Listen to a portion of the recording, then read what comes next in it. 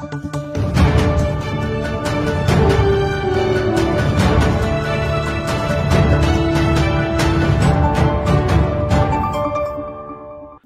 আলাইকুম সুপ্রিয় দর্শক সকলকে আলোকিত রাঙামাটির রাত ৮টা সংবাদে আমন্ত্রণ জানাচ্ছে। শুরুতে জানিয়ে দিচ্ছি সংবাদ শিরোনাম। রাঙামাটির ৩ উপজেলায় ভোট গ্রহণ শেষ, চলছে গণনা। ধর্মীয় ভাবগাম্ভীর্যের মধ্য দিয়ে রাঙামাটিতে বৈশাখী পূর্ণিমা পালন। পুত্রের কোলে চড়ে কেন্দ্রে গিয়ে ভোট দিলেন ষাটোর্ধ্ব পিতা। রাঙামাটি বিজ্ঞান ও প্রযুক্তি বিশ্ববিদ্যালয়ের উন্নয়নকল্পে ২০,৯০,০০,০০০ টাকা বাজেট ঘোষণা। কাপ্তাই জাতীয় উদ্যানে ৮ ফুট লম্বা অজগর অবমুক্ত। সুপ্রিয় দর্শক, এতক্ষণ শিরোনাম শুনলেন, এবারে বিস্তারিত। রাঙামাটির ৩ উপজেলায় ভোট গ্রহণ শেষ, চলছে গণনা। আজ ২১ মে ষষ্ঠ উপজেলা পরিষদ নির্বাচনে দ্বিতীয় পর্যায়ের সাধারণ নির্বাচনে কোথাও কোনো অপ্রীতিকর ঘটনা ছাড়াই রাঙামাটির ৩টি উপজেলায় ভোট গ্রহণ অনুষ্ঠিত হয়েছে। চলছে ভোট গণনা। এর আগে মঙ্গলবার ২১ মে সকাল ৮টা থেকে বিকেল ৪টা পর্যন্ত ভোট গণনা অনুষ্ঠিত হয়। দ্বিতীয় ধাপে রাঙামাটির কাপ্তাই উপজেলা, রাজস্থলী উপজেলা ও বিলাইছড়ি উপজেলায় ৫১টি ভোট কেন্দ্রে ভোট গ্রহণ অনুষ্ঠিত হয়েছে। এর মধ্যে রাঙামাটি বিলাইছড়ি উপজেলায় ৫টি হেলিসর্টি ছিল। সকাল ৮টা থেকে লাইনে দাঁড়িয়ে ভোটাররা তাদের পছন্দের প্রার্থীকে ভোট দিয়েছে। প্রতিটি কেন্দ্রে presiding officer, polling officer, police, answer মোতায়েন করা হয়েছে। এছাড়া স্ট্রাইকিং ফোর্স হিসেবে বিজিবি, র্যাব মোতায়েন রয়েছে।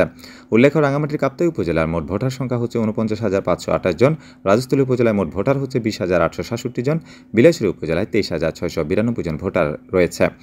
এবছর দ্বিতীয় ধাপে নির্বাচনে রাঙামাটির ৩ উপজেলায় সর্বমোট ১৬ জন প্রার্থী প্রতিদ্বন্দ্বিতা করছেন। এর মধ্যে কাপ্তাই উপজেলায় চেয়ারম্যান পদে প্রতিদ্বন্দ্বিতা করছেন ৩ জন, পুরুষ ভাইস চেয়ারম্যান পদে ৩ ও মহিলা ভাইস চেয়ারম্যান পদে ২ জন প্রার্থী প্রতিদ্বন্দ্বিতা করছেন। রাজস্থলী উপজেলায় চেয়ারম্যান পদে ২ জন প্রার্থী প্রতিদ্বন্দ্বিতা করছেন। ভাইস চেয়ারম্যান এবং মহিলা ভাইস চেয়ারম্যান বিনা প্রতিদ্বন্দ্বিতায় নির্বাচিত হয়েছেন। বিলাইছড়ি উপজেলায় চেয়ারম্যান পদে ২ জন, ভাইস চেয়ারম্যান পদে ২ জন এবং মহিলা ভাইস চেয়ারম্যান পদে ২ জন প্রার্থী প্রতিদ্বন্দ্বিতা করছেন। এদিকে কাপ্তাই অনুষ্ঠিত উপজেলা নির্বাচনে বিভিন্ন কেন্দ্র পরিদর্শন করেছেন রাঙামাটি জেলা প্রশাসক মোহাম্মদ মোশাররফ হোসেন খান। মঙ্গলবার ২১ মে সকাল ১১টায় তিনি কাপ্তাই উচ্চ বিদ্যালয় সহ বেশ কয়েকটি ভোট কেন্দ্র পরিদর্শন করেন। পরিদর্শনকালে রাঙামাটি পুলিশ সুপার মীর আবু তৌহিদ সহ নির্বাহী ম্যাজিস্ট্রেটরা উপস্থিত ছিলেন।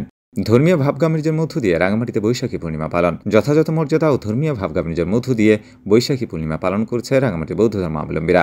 গৌতম বুদ্ধের জন্মতিথি ও বুদ্ধত্ব ও পরিনির্বাণ লাভ উপলক্ষে আজ মঙ্গলবার ২০ মে সকালে রাঙামাটির বৌদ্ধ বিহারগুলোতে দিনব্যাপী ধর্মীয় আচার অনুষ্ঠান ও রাঙামাটি মৈত্রী বিহারে বর্ণাঢ্য মঙ্গল শোভাযাত্রার মাধ্যমে এই অনুষ্ঠানের সূচনা করা হয়। সকালে রাঙামাটি পৌরসভা প্রাঙ্গণ থেকে বর্ণাঢ্য শোভাযাত্রা বের করা হয়। শোভাযাত্রাটি রাঙামাটির প্রধান সড়ক প্রদক্ষিণ করে রাঙামাটি মৈত্রী বিহারে গিয়ে শেষ হয়। শহরের রাজভবন, মৈত্রী বিহার, আনন্দ বিহার সহ বুদ্ধ বিহারগুলোতে গৌতম বুদ্ধের মূর্তি স্নান, শহরে বৌদ্ধ ধাতু প্রদর্শন, পঞ্চশীল গ্রহণ, বুদ্ধ মূর্তি দান, সঙ্গদান, অষ্টপরিষ্কার দান, ধর্মীয় আলোচনা সহ দিনব্যাপী নানান অনুষ্ঠানের আয়োজন করা হয়। বিকেলে বিভিন্ন বিহারে বিভিন্ন ধর্মীয় অনুষ্ঠান অনুষ্ঠিত হবে। এছাড়া আগামীকাল দিনব্যাপী বিভিন্ন ধর্মীয় মেলার অনুষ্ঠান আয়োজন করা হয়েছে।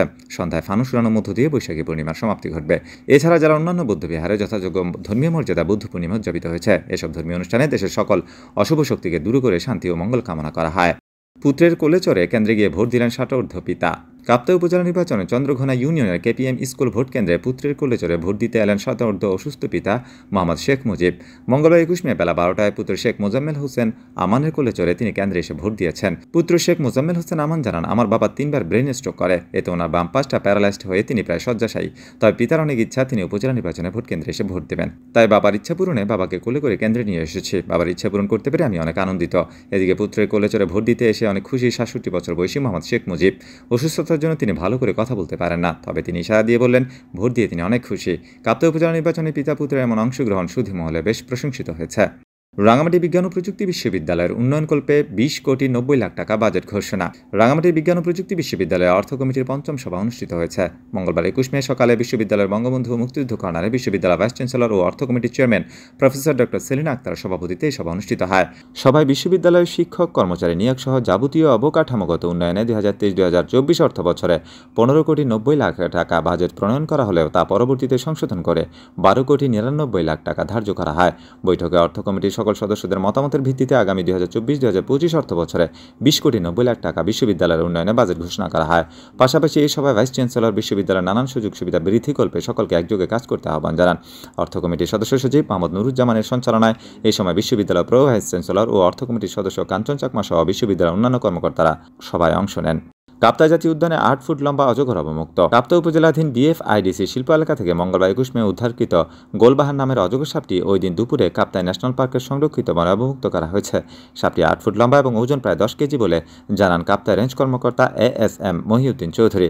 অবমুক্তকালে কাপ্তাই রেঞ্জ কর্মকর্তা এএসএম মহিউদ্দিন চৌধুরী এবং রামপাহাড় বিট কর্মকর্তা মাসুদ রায়হান সহ বন বিভাগের কর্মীরা উপস্থিত ছিলেন। সুই দর্শক, এই ছিল আমাদের আজকে আলোকিত রাঙামাটি রাত ৮টা সংবাদ। ধন্যবাদ তুমি সাথে থাকার জন্য।